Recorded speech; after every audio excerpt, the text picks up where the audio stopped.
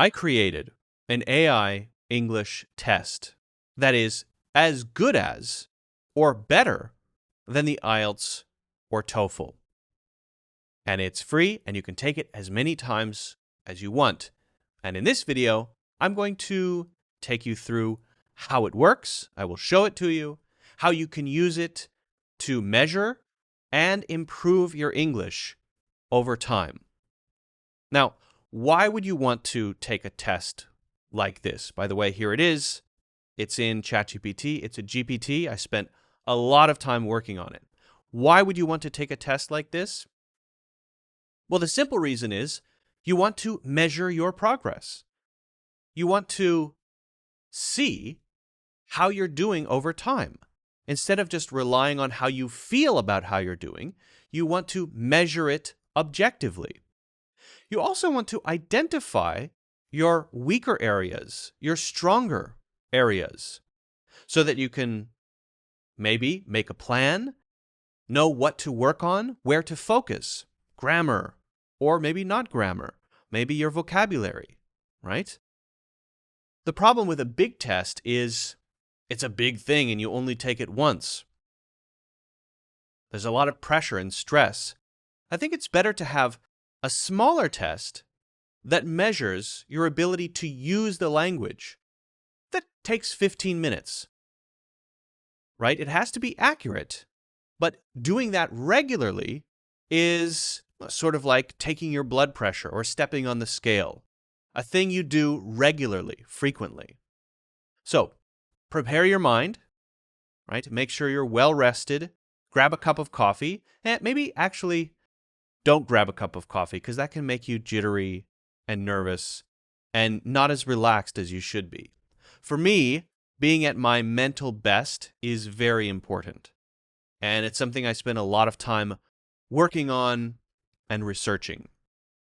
And that's why I was excited when Magic Mind reached out to me and introduced their product. It's a shot, and I've been taking it every day.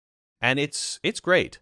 It has ingredients like lion's mane, ashwagandha, and a lot of other things that your body needs for clarity, better focus, better sleep, less stress.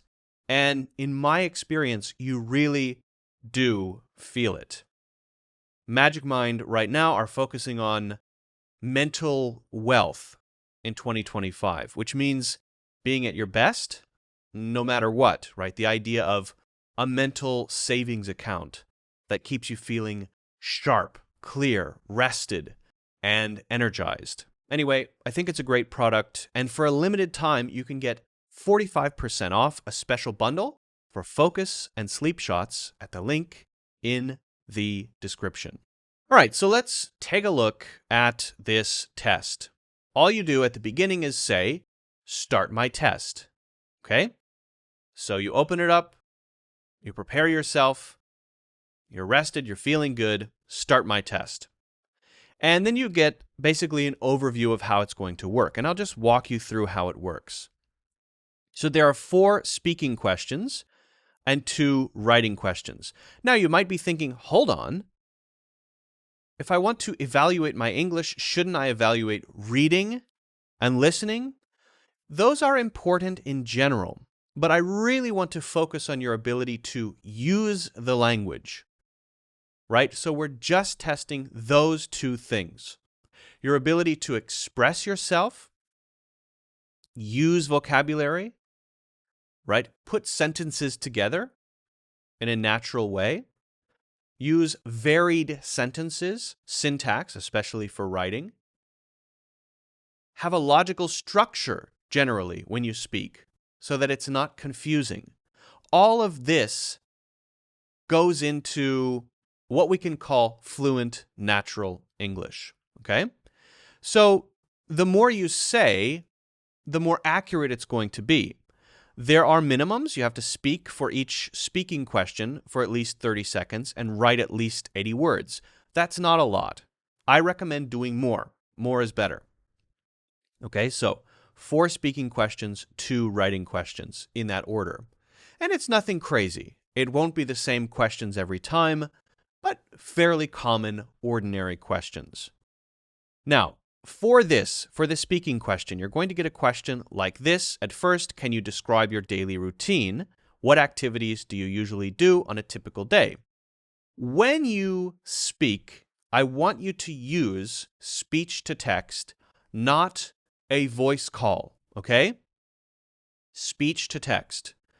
Now, if you're using the ChatGPT app, great. You can just click on that button and start talking. I don't want you to sit there and plan out an answer. I don't want you to write down an answer. I don't even want you to outline an answer. That's not terrible, but generally, I would like you to just start talking. Spend no more than 10 seconds thinking about maybe the basic content of your answer, then just start talking. Why is that?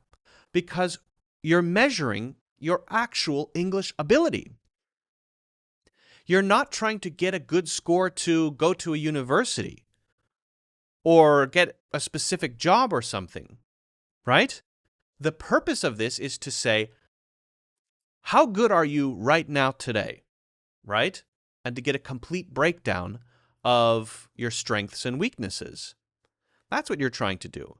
So don't cheat it, because you don't have to show this to anyone. It's for you, to help you improve and to show you where you are. So I've provided a sample answer here. By the way, for this one, I'm giving basically B1 level answers, okay? I'm just showing you how this works. So this would be speech to text, and this would be the final text. And then we go to the next question, question 2. Can you describe a place you have visited that left a strong impression on you? Why was it special or memorable? Okay, so then we answer that. I visited the beach last summer with my family. It was very special because the water was so blue and the sand was soft. We swim in the ocean and it was very fun. So you can see there are some issues here. The language is quite simple, right? The sentence structure is very simple. There are some grammar mistakes. And so we're looking at an A to B1 answer here generally. And trust me, I've done a lot of testing on this, and so I believe it is quite accurate. And I think the breakdown is really special. I'll show you that in a second. Question 3, in your opinion, what are the advantages and disadvantages of working from home? Why? Now, again, you're not going to get the same questions every time. Sometimes you might get the same question. They're common questions, nothing crazy. I think working from home has good and bad things. Okay, there's nothing wrong with that sentence, but is it a C1, C2 level answer just from that sentence alone? No. Question 4, do you think learning a new language is important? Why or why not? Often you're giving an opinion, you're being asked to explain something, right? And I'm continually making updates to this over time. So here's the answer. Now we move on to the writing section. Now let's move on to the writing section. Please remember to write at least 80 words per response, and that's not that much. But if you don't, or if you write something completely off topic, it will basically say, try again. It will say, oh, sorry, you only said 10 words, please say more. Or you only wrote 20 words, please write more, because it can't evaluate your English on 20 words, right? Or if you copy and paste something from a completely different topic, it will know, and it will say, please try again. Okay? Write a paragraph about your favorite book or movie. Why do you like it? And if it's 2 paragraphs, it's not a big deal. It's about the quality of the writing. Okay? So we're not writing a full essay here. This is not meant to be 5 paragraphs, a complete essay, 500, 600 words. No. Fairly simple, right? But you still need to do your best. Okay, and then the second question, describe a place you would like to visit and explain why. And for this one, you really want to think carefully about the structure, using grammar correctly. Syntax is very important. For this one, it might be a good idea to use an outline, to write down not the specific words you're going to say, but to just quickly note, okay, I'm going to mention this, point 1, point 2, point 3, point 4, maybe 3 points, and then you write it out. And you can spend a bit more time on it. There's no timer here, right? So you can really spend time working on the writing questions. For the speaking questions, start answering pretty much right away. Okay, again, there's no timer, but you're evaluating different things for speaking and writing, and your writing should definitely be at a higher quality because you have more time to think about it. Now, what we do is get a score. The score is based on the CEFR, but you also get a score out of 100. But that's not it.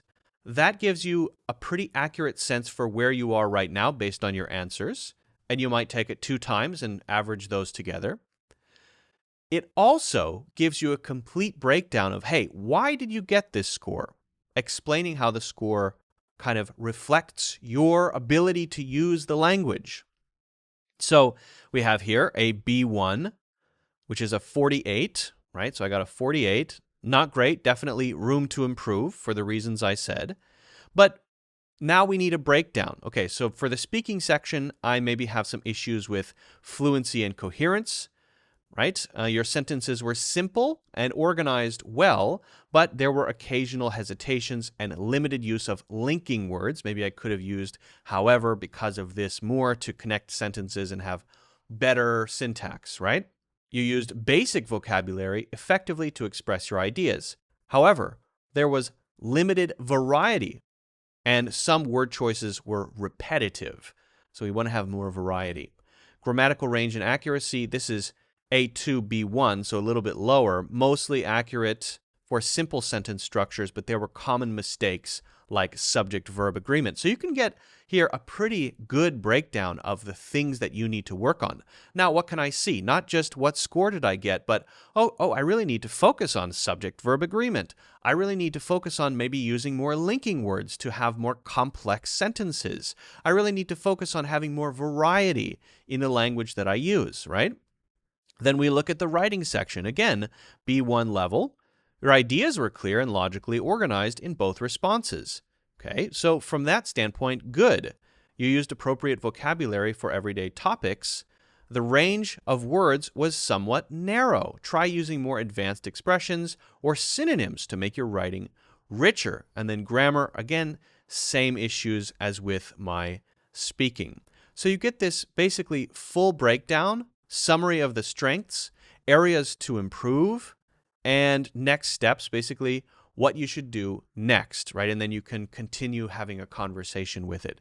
So again, I want you to try this out, and I want you to maybe take it a couple times. I want you to let me know what your score is, if you'd like, in the comments. And don't use this as a thing that you need to do really great at. Use it as a way to, just like stepping on the scale in the morning, evaluate where you are and identify areas for improvement. This is your bathroom scale of English tests, and that's why it's better than TOEFL or IELTS. Those are more comprehensive tests, longer, right? And then you can use the score you get to go to university or something. This is your bathroom scale test. How are you doing today compared to next week and the week after, right? That's what it's for. Try it out. Please give me feedback. Let me know if there are things I can improve.